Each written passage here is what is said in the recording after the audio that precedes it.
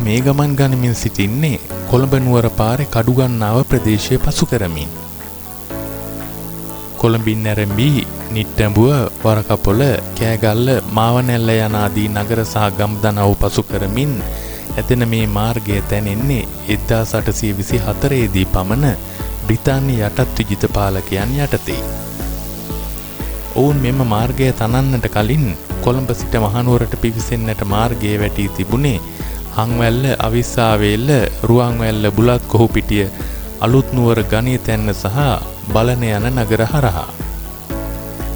මෙම පැරණි මාවත ඔස්සේ උඩරටට පිවිසෙන්නට උත්සාහ කළ යටත් විජිතවාදීන් ත්‍රිත්වයටම මෙම මාර්ගය මහත් අභියෝගාත්මක ගමනක් වූයේ එම මාර්ගයේ දුෂ්කරතාවය මෙන්ම ආරක්ෂාවාතින් ස්වදේශිකයන්ට වැඩි වාසි අත් වී තිබීම නිසයි. එය විදේශිකයන්ට පමණක් නොව සීතාවක රණශූරයා වූ පළවෙනි රාජසිංහ රජුටත් එකසේ අභියෝගාත්මක එකක් වුණා. මෙම අවාසිය පිළිබඳව හොඳින් අත්දැකීම් ලද ඉංග්‍රීසීන් නව නුවර පාර තනන්නේ එම අභියෝගයන්ට පිළිතුරක් ලෙසයි. කන්ද උඩරට රාජධානිය පරසතුරු ආක්‍රමණ වලින් ආරක්ෂා කරලන්නට බොහෝසේ ඉවහල් වුණේ එහි භූ විෂමතා පිහිටීම. ඉතා පටු මාර්ග දිගේ අසීරු කඳු බෑවුම් නගිමින් හා බහිමින් කැලෑබද මාර්ග ඔස්සේ දහස් ගණනක හමුදාවක් ඉදිරියට ඇදීම යනු කැමැත්තෙන් සියදිවි නසා ගන්නට යාමක් වැනි. තම ප්‍රදේශවල භූ විෂමතාවල උපක්‍රමික වටිනාකම් හොඳින් දන්නා හමුදාවකට විරුද්ධව ඒ පිළිබඳ අල්ප දැනීමක් ඇති හමුදාවක් සටනට යාම සියතින් ගෙලසිඳ ගැනීමක් බවට පත්වන්නේ එනිසයි. උඩරට රාජධානිය පිළිබඳව සලකන විට ඔවුන් තමන්ගේ භූ පිහිටීම ඉතා මැනවින් හඳුනාගෙන තිබූ බවට දෙස් දෙන හොඳම සාක්ෂියක් තමයි බලන පිහිටි ඔත්තු බැලීමේ කඳවුර.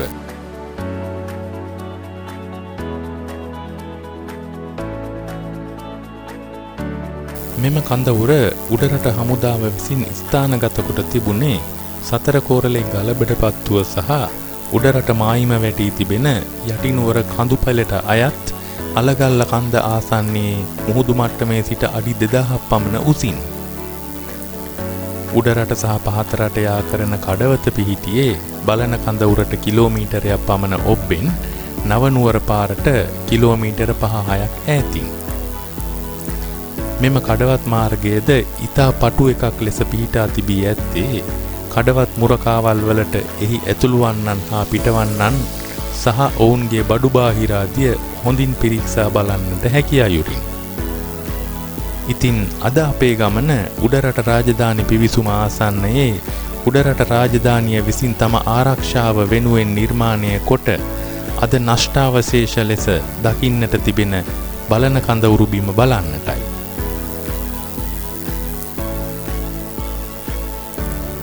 කඩුගන්නාවේ සිට පොත්තපිටිය මාර්ගයේ කිලෝමීටර් 5ක් පමණ දුරින් වෙරළුගොල්ල ග්‍රාමය ආශ්‍රිතව පෞද්ගලික වතුයායක් මැදයි මෙම කඳවුරු බිම පිහිටා තිබෙන්නේ.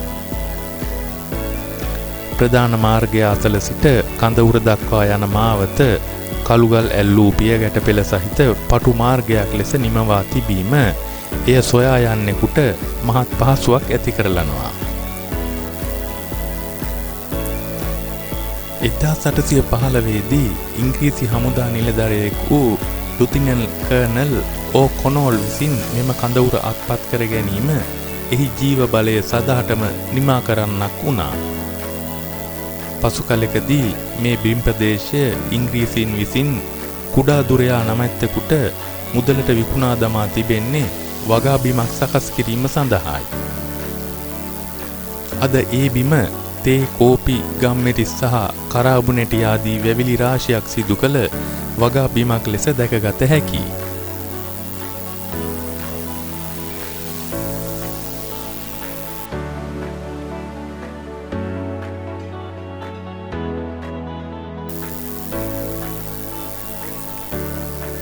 බලන කඳවුර අතීතයේදී ඉදිකිරීම් කොටස් දෙකකින් යුක්ත වී තිබෙනවා. එහෙත් අද දක්නට හැක්කේ පාදම් ඉදිකිරීම් සහිත මේ කඳ උර පමණයි. මීට පහළින් තිබූ අනෙක් කඳ උර වගාවන්ට යට වී විනාශ වී ගොස් ඇත්තේ නැවත එකලස් කරගත නොහැකි තරමට විනාශ වීමෙන් පසුවයි.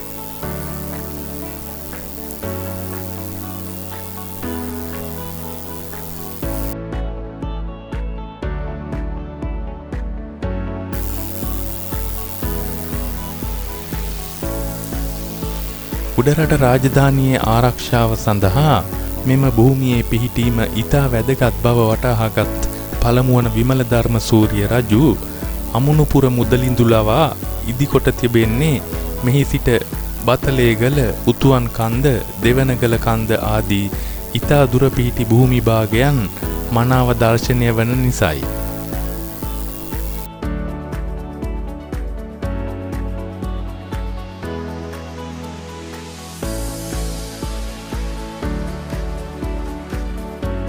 ග්‍රහණයට හසුවන ඉදිකිරීම වල සාක්ෂි ආරම්භෙන්නේ මෙතන සිට වුවත් හඳුනා නොගත් හෝ පාදා නොගත් ඉදිකිරීම් වල නටබුන් මෙතැනට පෙර සිටම පොළොව යට වැළලී තිබෙනු හොඳින් නිරීක්ෂණය කළහොත් හඳුනාගත හැකියි. භූමියේ පිහිටීම අනුව ඉදිරිපස ඉදිකිරීම් ස්තර කිහිපයකට නිමැවී තිබෙන අයුරු දකින්න පුළුවන්.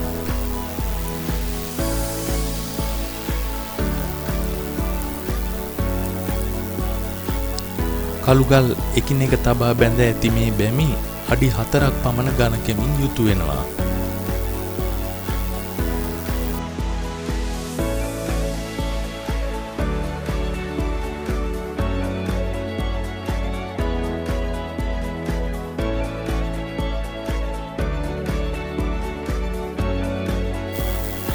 උඩම මාලය සමචතුරස්‍රාකාර හැඩයට බොහෝ සමීප වී තිබෙන්නේ දිගින් අඩි 102ක් හා පළලින් අඩි 116ක විශාලත්වයක් පෙන්නමින්.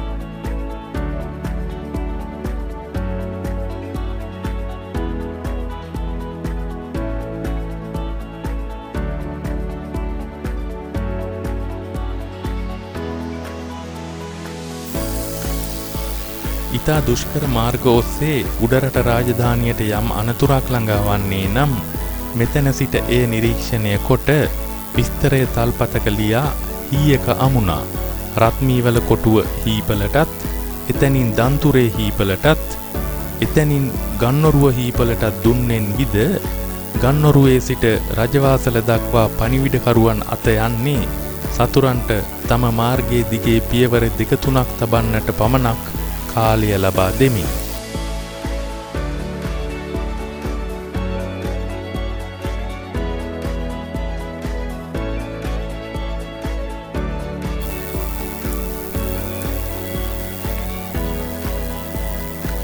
මේ වාසිය උඩරට හමුදාවන්ට ඉතා වේලාසනින් සිය යුද ප්‍රහාර සඳහා ස්ථානගත වීමටත් යුද සිතියම් සකසා ගැනීමටත් ඕනෑවටත් වඩා කාලය ලබා දී තිබුණා.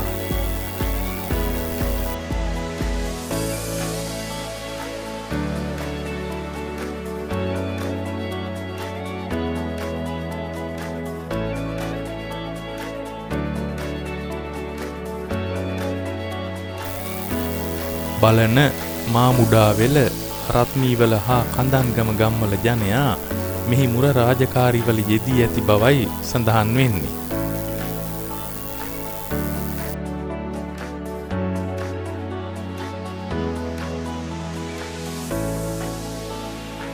ඉහතින් සඳහන් කළ භූමියේ වාසිය උඩරට ආක්‍රමණය සඳහා 1594, 1603 සහ 1630 දී පෘතුගීසීන් විසින්ගත් උත්සාහයන් ත්‍රිත්වයම අන්ත පරාජයන් බවට පත් කළේ ඔවුන්ගේ කීර්තියටත් මහත් වූ නිගාවක් අත්කර දෙමින්.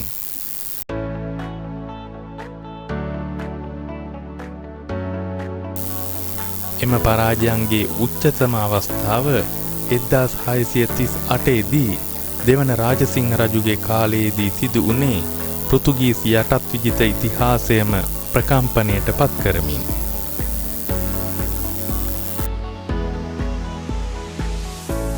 පෘතුගීසීන් මෙරටින් පන්නා දැමීම සඳහා දෙවන රාජසිංහ රජු ලන්දේසීන් හා සමග රහසිගත සාකච්ඡා සිදු කළද එය කනවැකුණු පෘතුගීසීන් දියෝගෝ ද මේලෝ කැස්ට්‍රෝ ගේ හමුදාව උඩරටට එව්වේ උපරිම අවි සහ හමුදා බලයක්ද සහිතවයි.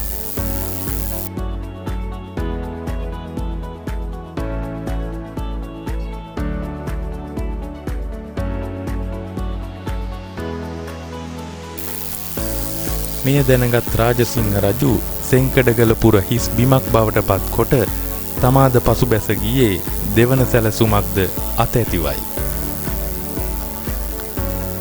කිසිදු බාධාවකින් තොරව සෙංකඩගල පුරටම පිවිසුණු දියෝගෝ ද මේලෝ කැස්ට්‍රෝ හිස්ව තිබූ නගරය දැක ආපසු බලන දක්වා හිස් අතින් යන්නට අදහස් කළත් රාජසිංහ රජුගේ දෙවන යුද සිතියම මගින් සෙංකඩගල පුරට තැබූ එකදු පෘතුගීසි පාදයකටවත් ආපසු බලන කඩවතෙහි අඩියක් තබන්නට ඉඩ නොදෙන්නට තරම් සැහැති වී තිබුණා.